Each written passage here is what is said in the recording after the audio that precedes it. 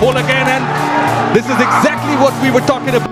এবার যেন সব জল্পনা কল্পনার অবসর ঘটিয়ে তামিম ভক্তদের জন্য দারুণ সুখবর।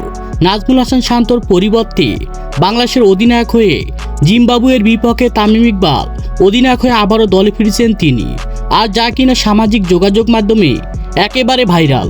ইতিমধ্যে যেন দেখা গিয়েছে চ্যাম্পিয়ন ট্রফির যে দুটি ম্যাচ খেলেছে ভারত এবং নিউজিল্যান্ডের বিপক্ষে, প্রতিটি ম্যাচতে যেন নাজমুল হাসান শান্তর ক্যাপ্টেন্সির কারণে ম্যাচ হেরেছে বাংলাদেশ দল। আর তাই অতি তাড়াতাড়ি নাজমুল হাসান শান্তর পরিবর্তে বাংলাদেশের অধিনায়ক হয়ে আছে hard hitter batsman Tamim Iqbal. আর তাই তারা জিম্বাবুয়ের বিপক্ষে মাঠে নামার আগে যেন নাজমুল হাসান শান্তর পরিবর্তে তামিম ইকবালকে ক্যাপ্টেন্সির দায়িত্ব দিয়ে আবারও বাংলাদেশ টিমকে শক্তিশালী করতে চাচ্ছে বিসিবিতে নতুন আসা ফারুক আহমেদ।